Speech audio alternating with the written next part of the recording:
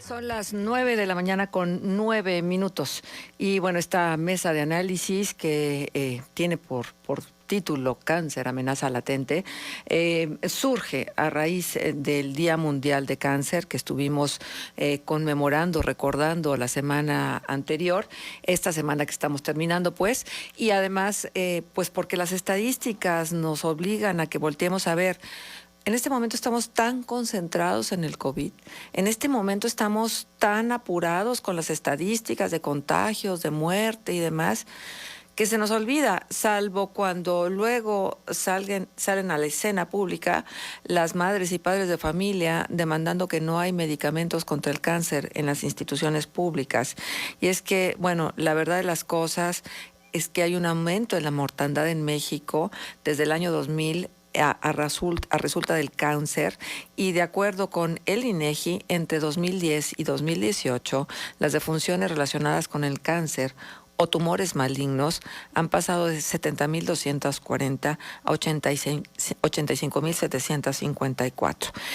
Es la tercera causa de muertes en el país, solo por debajo de las enfermedades del corazón, la diabetes, y este año que recién terminamos, también, bueno, la causa de muertes por coronavirus desplazó a muchas otras causas. Entonces, vamos a meternos de lleno a revisar este tema, y le agradecemos muchísimo al doctor Carlos Antonio Quevedo, oncólogo de Sanatorio San José, su presencia aquí con nosotros para poder entender, porque, bueno, queremos entender el coronavirus cuando es una enfermedad que se está presentando de un año para acá. Y no terminamos de entender el cáncer, porque si lo entendiéramos del todo, pues hubiéramos encontrado ya desde hace mucho, los científicos, por supuesto, las causas, pero sobre todo el remedio, porque las causas creo que están muy bien delineadas. Pero quien tiene que hablar de esto es nuestro invitado. Doctor, le agradezco muchísimo su presencia con nosotros en la mesa de análisis de cáncer, amenaza latente, para poder entender un poco más esta enfermedad. Bienvenido, buenos días. Hola, ¿qué tal? Buenos días. Gracias por la invitación.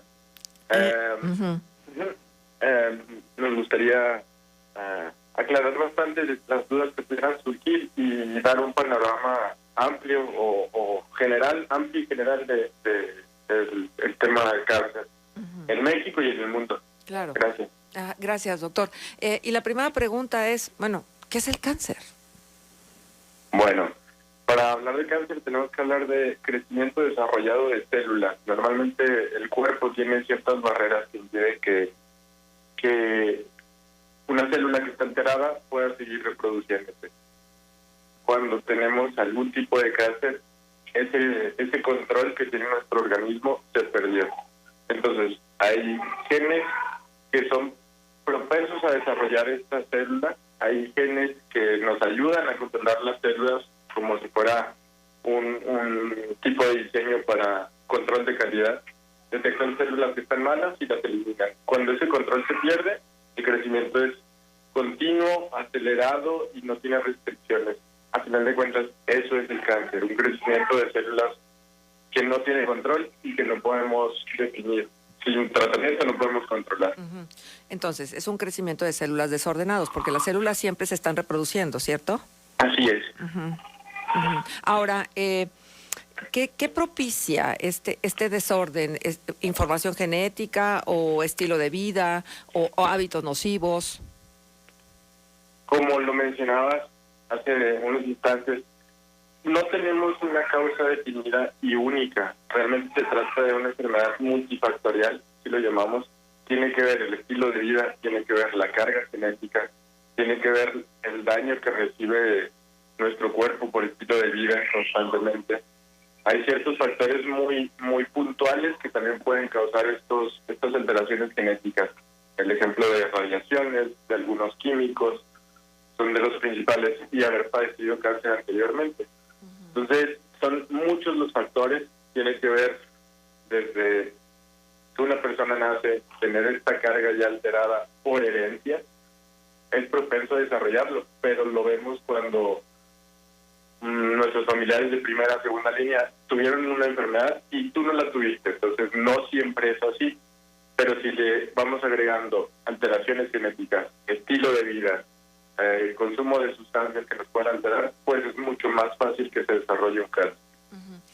Hay algunos tipos de cáncer que se comentan con más frecuencia, sobre todo se han hecho muy públicos y hay campañas muy intensas para tratar de prevenirlos. El cáncer de mama es uno de ellos, el cáncer de próstata en el hombre es otro.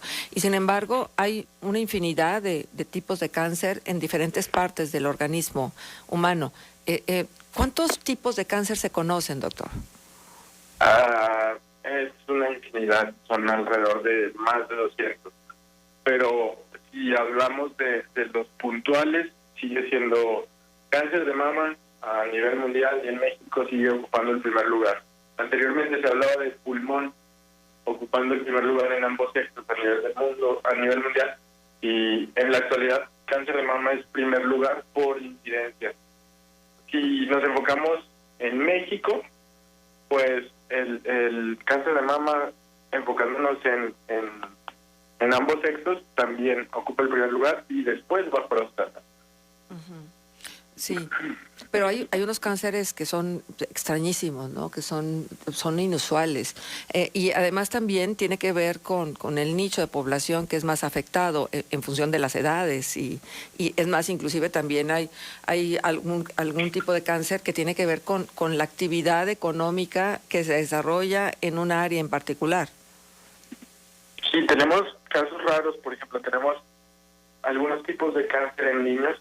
De eso nos hubiera gustado que hablara nuestra oncóloga pediatra, pero tipo bebés que pueden desarrollar cáncer, niños de hasta 9 años que pueden desarrollar cáncer, hablar de las leucemias, otro tipo de cáncer. Son casos raros, hay casos raros de cáncer en la glándula salival, no son frecuentes, pero hablar de los principales ya los mencionamos, y hay, por desgracia, algunos que se relacionan con el estado socioeconómico. Hablar en mujeres, cáncer de cervix está asociado totalmente con el nivel socioeconómico. Se cree que es porque es el grupo de pacientes que no reciben atención o deciden no acudir a sus revisiones. Claro, sí hay una correlación directa. Ahora, necesariamente es mortal porque nos dicen cáncer y por supuesto nada más de pensar, suponer que uno pudiera atravesar una enfermedad de estas, pues la verdad es que hay mucho temor, y el temor está vinculado con el sufrimiento, con lo que significa económicamente la atención del cáncer y por supuesto con la muerte. Qué bueno que toques este punto, porque hasta hace unos años mencionarle a una paciente o incluso escucharlo nosotros como médicos, la palabra cáncer lo asociabas inmediatamente a una paciente que en poco tiempo va a fallecer o es un paciente que al poco tiempo va a morir. Actualmente es lo que nos gusta hacer énfasis. Tenemos una serie de tratamientos y cada paciente debe ser tratado de una forma multidisciplinaria. Anteriormente el oncólogo cirujano o el ginecólogo oncólogo daban su tratamiento quirúrgico, la cirugía, pero actualmente tenemos quimioterapias, hormonoterapias, radioterapias, terapias blanco, inmunoterapias. Entonces es una infinidad de tratamientos que, a pesar de que una paciente esté en etapas avanzadas, no significa inmediatamente muerte. Claro que tenemos algunos tipos de cáncer que son más agresivos que otros y que difícilmente vamos a lograr más tiempo de vida, pero en la actualidad ya no es lo mismo. Tenemos muchas herramientas para brindarle una sobrevida más larga y con mejor calidad de vida a los pacientes. Y sigue siendo lo ideal y lo que más nos va a ayudar a hacer un diagnóstico temprano, que los pacientes acudan de forma inmediata, que se hagan sus revisiones de forma adecuada. Eso siempre va a ser la mejor herramienta. La etapa clínica en la que detectamos un cáncer va a ser lo principal para nosotros. Claro. Ahora, la atención del cáncer es una atención multidisciplinaria. Tienen que intervenir diferentes disciplinas de la medicina, especialidades de la medicina. ¿Y por qué es tan costoso? Lamentablemente es costoso porque los tratamientos no los tenemos en todos lados. Hablar de quimioterapia, se ocupa un equipo especial para administrarlo, un equipo especial para preparar las quimioterapias. se necesita espacios adecuados en los que el paciente pueda recibir su tratamiento y estar en vigilancia. Hablar de las radiaciones, se necesita un aparato especial, se llama acelerador lineal. Aquí en La Laguna tenemos en la 71 y creo que hasta ahí. Entonces, son equipos muy costosos que lamentablemente hacen que no se tenga acceso en todos lados, y cuando se tiene por el medio privado, pues obviamente también los costos son elevados. Existe el tratamiento por sector salud, ya sea ahorita INSABI, IMSS, ISSSTE, sí lo hay. El problema es que no todos tienen acceso. Exacto. Exactamente. Doctor, le voy a suplicar un momentito para poder ir a la pausa comercial y regresar y continuar, porque hay participación del auditorio y hay dudas respecto, bueno, ¿quién no tiene dudas respecto al cáncer? Yo creo que todos tenemos alguna pregunta, alguna inquietud, y si no lo hemos cursado nosotros, el cáncer, hemos tenido cerca a alguien que probablemente inclusive haya fallecido, y se nos quedan entonces todas estas dudas. Vamos a tratar de responderlas cuando regresemos de la pausa. Okay. Contextos.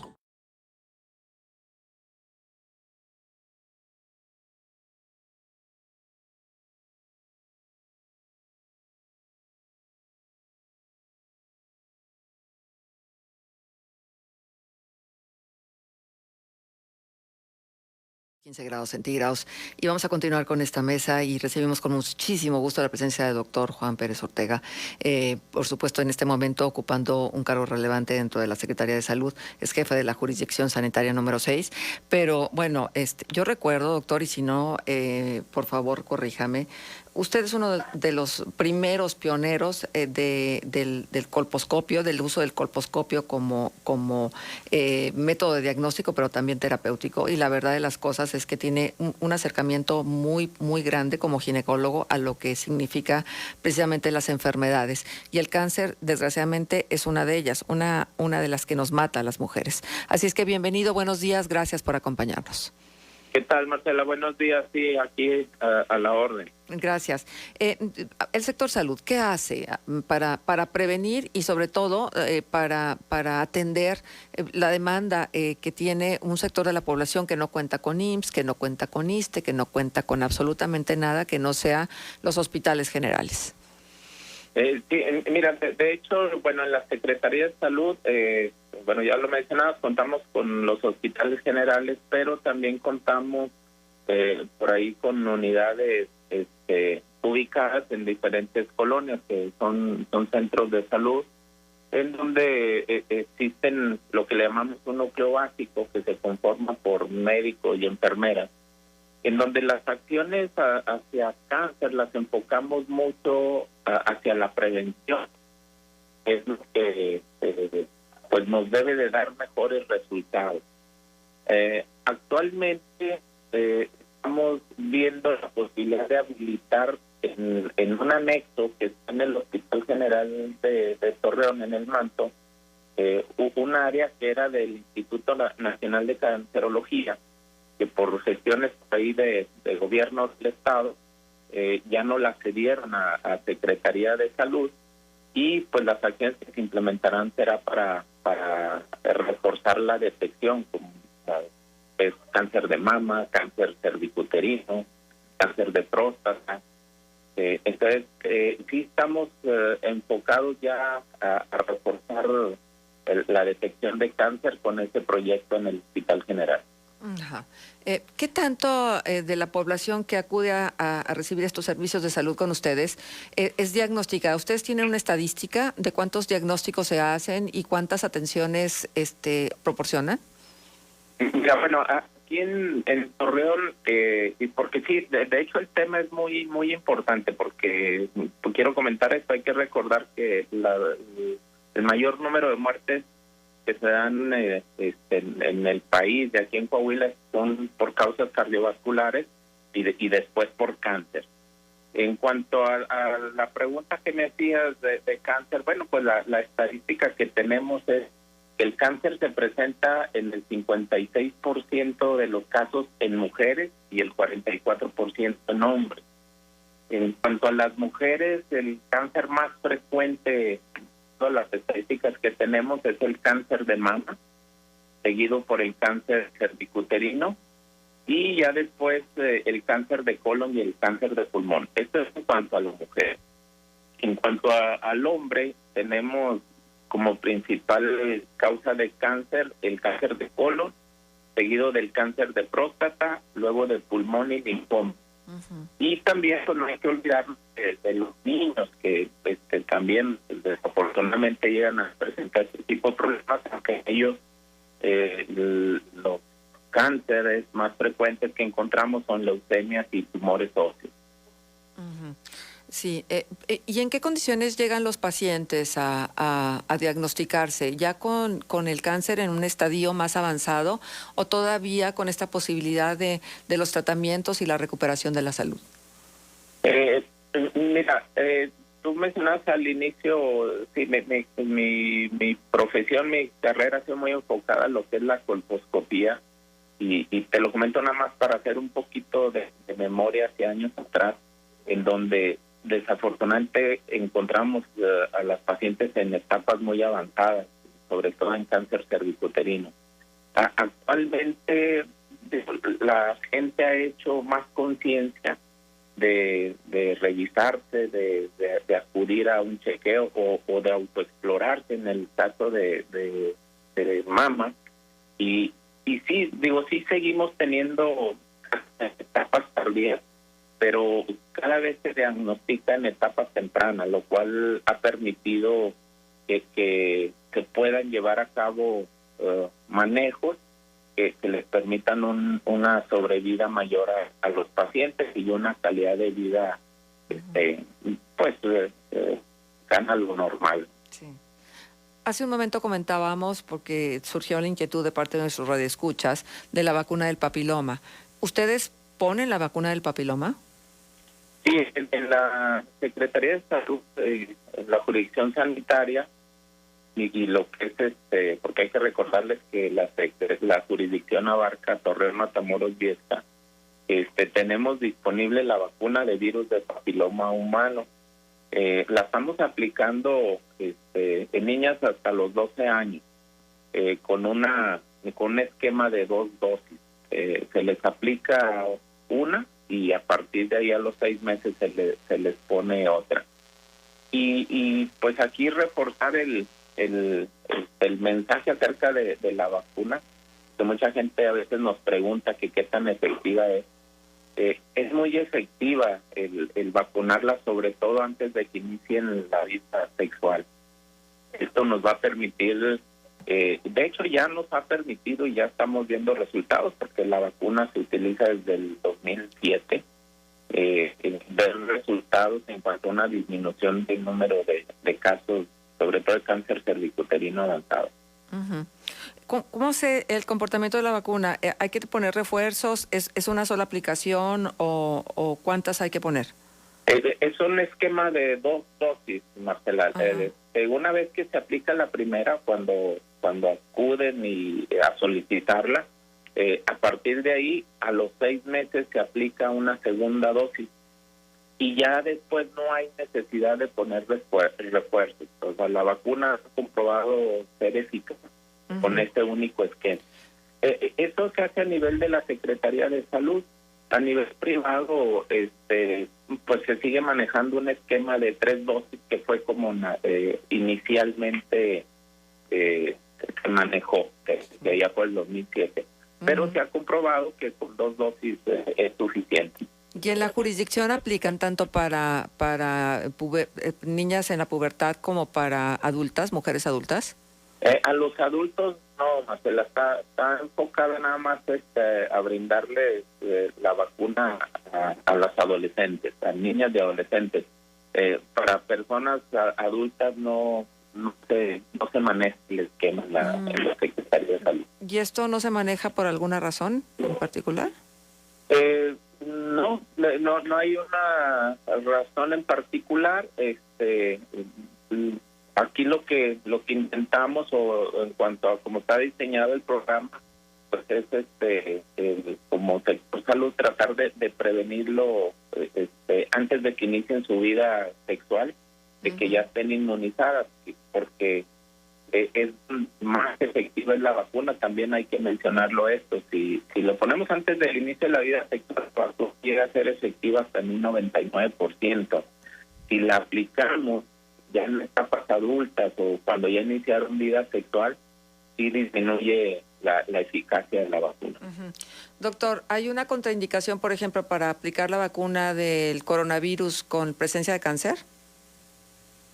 No, de hecho no hay contraindicación absoluta, no. Aquí nada más habría que tomar en cuenta de que si una persona tiene cáncer y está bajo tratamiento de radioterapia, quimioterapia, y además que pueda estar tomando por ahí algunos inmunosupresores o por la misma quimioterapia le genere inmunosupresión, esperar y no aplicar la vacuna. Pero si es una persona que ya tuvo cáncer, está nada más bajo control en revisiones, desde luego que sí es candidata, porque pues finalmente es una paciente que puede entrar como paciente de riesgo.